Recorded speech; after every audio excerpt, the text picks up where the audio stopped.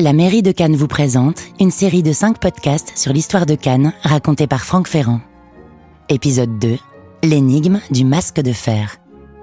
Tout le monde connaît les 2 îles de cet archipel qu'on appelle les îles de Lérins, destination incontournable en Méditerranée et qui chaque année attire des milliers de visiteurs.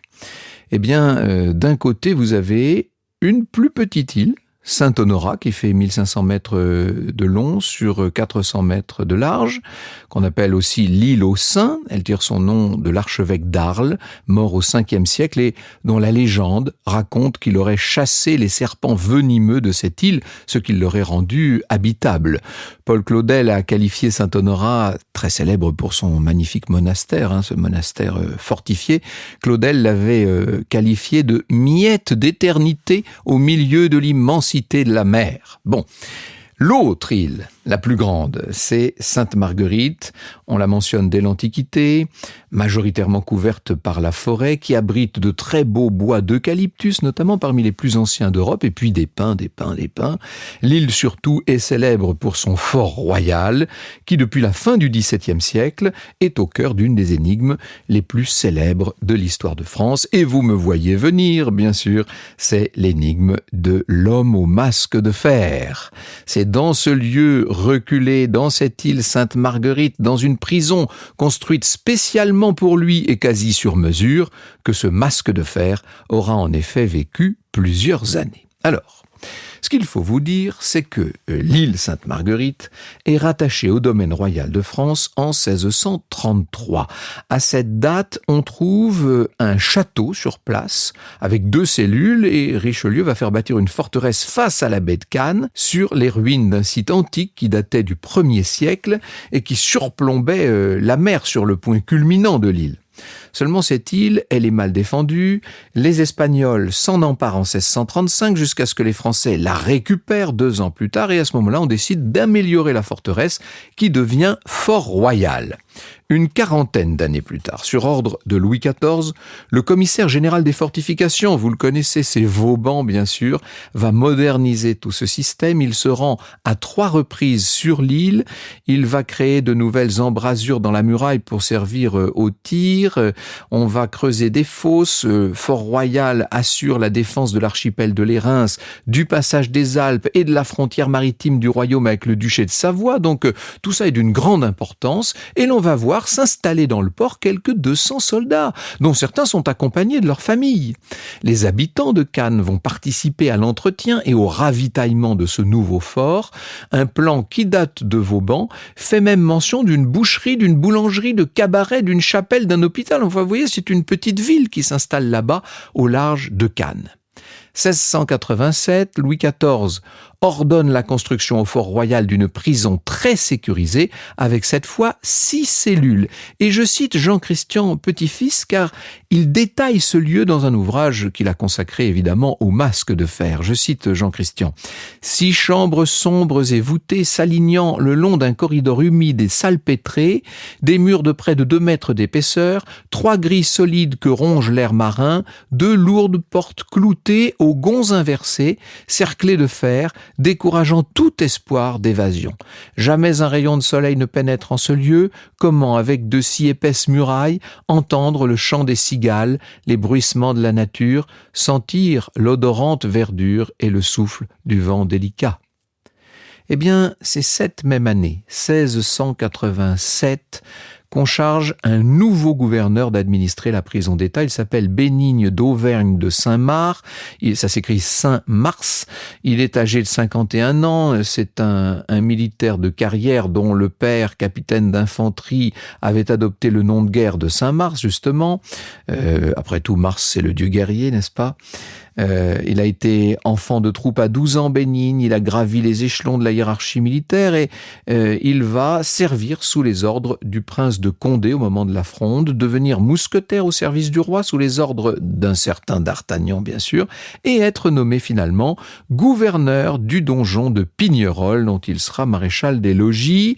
Pignerol, c'est la forteresse qui se trouve dans les Alpes, à une 50aine de nos kilomètres de Turin. Lui est arrivé à la forteresse en janvier 1665 et puis en 1681, il a été au château d'Exil, également situé au cœur des Alpes, à la frontière du duché de Savoie, avant de venir s'installer donc dans cette île Sainte-Marguerite en avril 1687. Il est avec son épouse, Marie-Antoinette Collot, avec leurs 2 enfants, mais aussi avec un maître d'hôtel, un sommelier, 3 ou 4 valets, un porteur de chaises, 2 servantes et même un prédicateur. Jean-Christian Petit-Fils décrit Bénigne de Saint-Mars comme un bulldog rustaud, dur, implacable sur la discipline, n'hésitant pas à faire bastonner ou enchaîner les récalcitrants, à faire fusiller les soldats déserteurs, mais qui, parfois, intervenait en faveur de ses pensionnaires. Donc, ce nouveau gouverneur du fort arrive dans l'île avec un détenu, et ce détenu ne présente pas de visage. Vous avez bien compris qu'il s'agit du masque de fer dont le roi a ordonné l'arrestation à Calais en 1669 et la mise au secret pour une détention à perpétuité. Celui qu'on appellera le masque de fer connaît son geôlier depuis longtemps, il le connaît depuis la forteresse de Pignerol, où ce masque de fer avait bénéficié, disons-le, de conditions de détention plus qu'acceptables. C'est le grand ministre Louvois qui écrit à Saint-Mars le 25 septembre 1669 « Lorsque le prisonnier sera malade, vous pourrez le faire traiter et médicamenter selon qu'il en aura besoin, sans attendre d'ordre pour cela. » Vous voyez que le ministre s'occupe de tous les détails. Il y a 2 personnalités qui étaient à cette époque-là enfermées à Pignerol, 2 personnalités importantes. D'une part, Nicolas Fouquet, surintendant des finances, qui avait été accusé de malversation, arrêté à Nantes en 1661 sur ordre de Louis XIV, par d'Artagnan d'ailleurs, et qui depuis 1665 est donc en détention à Pignerol, où il mourra en 1680. Et puis, l'autre célébrité, si je puis dire, c'est le comte de Lauzun, ancien favori de Louis XIV, ex-capitaine des gardes, tombé en disgrâce, et qui lui aussi se trouve donc dans la forteresse depuis 1671. En 1681, on a transféré le masque de fer au château d'Exil avec un autre prisonnier toujours surveillé par Saint-Mars et 6 ans plus tard, en 87 donc, c'est dissimulé sous un masque, certains disent sous un masque d'acier qu'il porte semble-t-il pour la première fois, que ce mystérieux prisonnier va regagner son île Sainte-Marguerite. Alors, pendant 12 jours sur des routes difficiles, on le verra dans une chaise à porteur couverte de toile cirée, de telle sorte que personne ne puisse ni le voir ni lui parler. Beaucoup de mystères autour de ce personnage. Le convoi est arrivé à Cannes le 30 avril 1687. Le prisonnier, à ce moment-là, a embarqué avec son geôlier pour le fort royal de l'île Sainte-Marguerite. Je cite Saint-Marc qui écrit quelques jours après à Louvois, qui est le principal ministre d'État et qui est en quelque sorte dans cette affaire son référent direct. Mon prisonnier était malade, à ce qu'il disait n'avoir pas autant d'air qu'il l'aurait souhaité. Je puis vous assurer, monseigneur, que personne au monde ne l'a vu et que la manière dont je l'ai gardé et conduit pendant toute la route fait que chacun cherche à deviner qui peut être mon prisonnier. On a l'impression que Saint-Mars est d'un seul coup extrêmement fier de trimballer avec lui un prisonnier dont chacun cherche à connaître l'identité. Si le masque de fer parle d'autre chose que de ses nécessités, le gouverneur pourra tuer son prisonnier, lui demande-t-on. Celles et ceux qui entendront la voix de ce prisonnier seront donc bien rares et on ne pourra guère qu'évoquer vaguement une voix douce et agréable.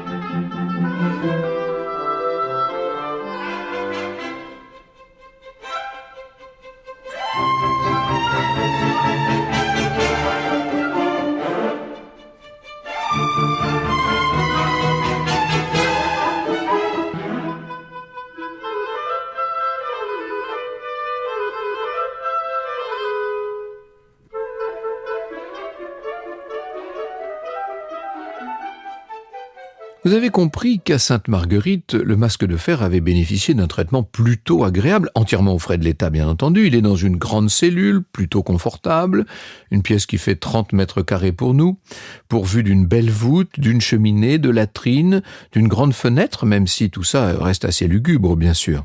En 1834, Prosper Mérimée, qui visite l'île, écrira « C'est peut-être le seul endroit de l'île qui soit sombre et frais. Le contraste de cette obscurité avec l'éclatante lumière qui inonde la baie devait aggraver la tristesse du pauvre prisonnier. Son linge est changé 2 fois par semaine, il bénéficie de livres, comme à Pignerol et à Exil d'ailleurs. C'est Louis XIV en personne qui a décidé et approuvé toutes les mesures prises à l'égard de ce prisonnier, toujours vêtu de brun, et que l'on appelle la tour, d'après certains témoignages. Pourquoi la tour ?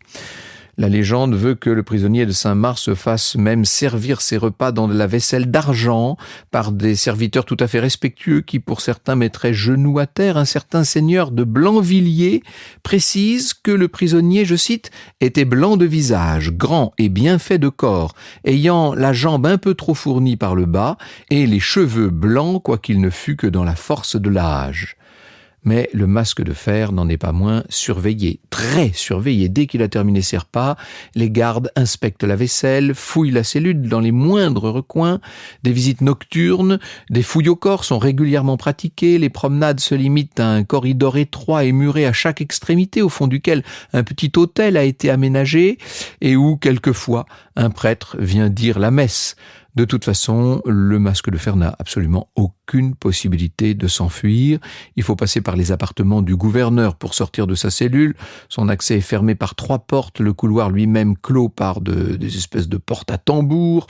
Le conduit de cheminée donne dans le vide et l'unique fenêtre est munie d'énormes grilles de fer forgé qui rendent toute communication avec l'extérieur absolument impossible. Donc, on a du mal à croire l'anecdote de Voltaire racontée en 1751 dans son Siècle de Louis XIV, et selon laquelle le prisonnier aurait écrit sur une assiette d'argent avec un couteau et ensuite jeté l'assiette gravée par la fenêtre vers un bateau, puis cette assiette, nous dit Voltaire, aurait été ramassée par un pêcheur, etc. Ça paraît très peu probable. Au cours des années qui vont suivre, d'autres prisonniers seront enfermés au Fort Royal, en même temps que le masque de fer.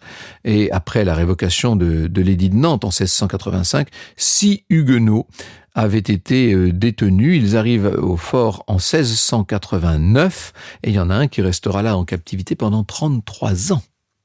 C'est en 1698 que le masque de fer est transféré à Paris, à la Bastille. C'est donc sa 4e prison depuis son arrestation, après Pignerol, Exil, donc l'île Sainte-Marguerite et maintenant la Bastille. Il est toujours sous la garde exclusive de Bénigne d'Auvergne de Saint-Marc, qui a 72 ans maintenant, qui a été nommé gouverneur de la forteresse parisienne. On arrive à la Bastille le 18 septembre 1698 et 5 ans plus tard, le 19 novembre 1703, le lieutenant du roi à la Bastille, Étienne de Junca, le personnage le plus important de la prison après le gouverneur, va signer le compte-rendu de la mort du prisonnier. Je vous dis bien que nous sommes là en novembre 1703. Voici ce qu'écrit Junca. Le prisonnier inconnu, toujours masqué d'un masque de velours noir, lequel s'étant trouvé hier un peu mal en sortant de la messe, est mort le jour-d'huit sur les 10 heures du soir sans avoir eu de grande maladie. Monsieur Giraud, notre aumônier, le confessa hier, surpris de sa mort. Il n'a pas reçu les sacrements et notre aumônier l'a exhorté un moment avant que de mourir. Le mystérieux prisonnier sera enterré le lendemain 20 novembre dans le cimetière de l'église Saint-Paul, qui a été démoli pendant la Révolution française, et le corps, ai-je besoin de vous le dire, n'a jamais été retrouvé.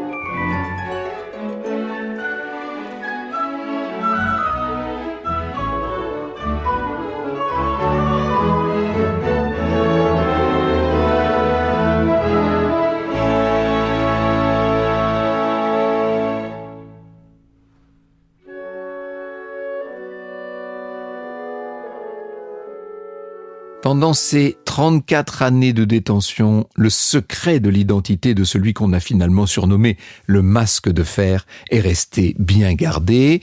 Et bien après sa mort, le mystère restera entier avec toutes sortes de rumeurs, de légendes sur ce prisonnier hors norme, tant en ce qui concerne le traitement qui lui a été réservé que pour ce qui est de son parcours carcéral. Je cite par exemple Victor Hugo dans Les Jumeaux. Privé de brise fraîche et de chaude lumière, enviant sa fumée à la pauvre chaumière, un prisonnier languit que les cachots tueront, dont nul ne sait le nom, dont nul n'a vu le front. Un mystère vivant, ombre, énigme, problème, sans regard pour autrui, sans soleil pour lui-même. Plusieurs hypothèses ont été envisagées. Certains ont parlé d'un frère jumeau de Louis XIV. Vous savez, ce sera toute la thèse d'Alexandre Dumas, mais Victor Hugo y croyait aussi. Et Marcel Pagnol qui va écrire sur le sujet. Et la ressemblance physique entre le roi et ce présumé jumeau aurait justifié le port d'un masque.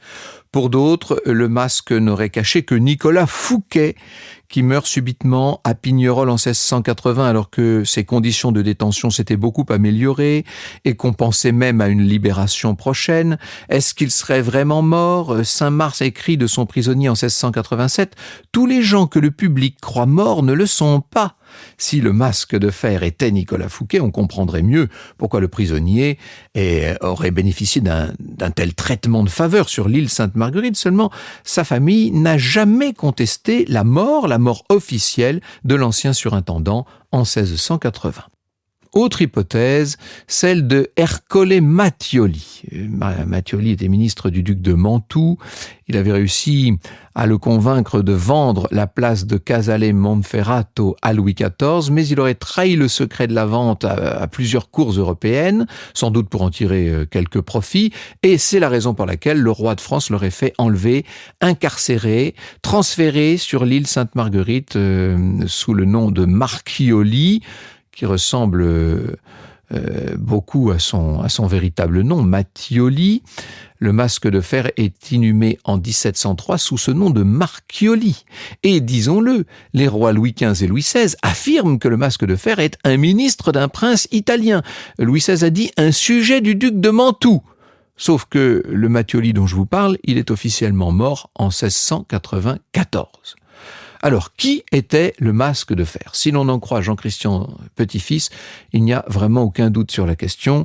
Le masque de fer, et c'est un peu décevant comme solution, je vous le concède, le masque de fer n'était autre qu'Eustache d'Auger, qui a été arrêté en 1669 sur ordre de Louis XIV, conduit à Pignerol, guidé par Saint-Marc avec interdiction de parler à quiconque, tout comme ce masque de fer. Par la suite, il est devenu le valet occasionnel de Fouquet et il a été transféré à exil après la mort de son maître, donc en 1681. Jusque-là, tout ça est d'une grande logique. C'est l'année précise du transfert du masque de fer d'Auger qui était accompagné d'un autre domestique de l'ex-surintendant des Finances. Saint-Marc apporte lui-même la preuve de tout ça dans un de ses écrits, je le cite. « J'ai 2 sentinelles jour et nuit sur 2 côtés de la tour.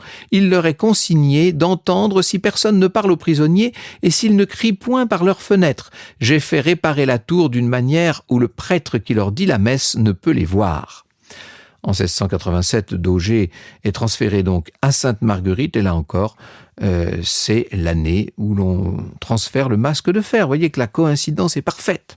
Alors, comment expliquer qu'un simple valet puisse bénéficier de cette espèce de traitement quasiment royal au fort du même nom ?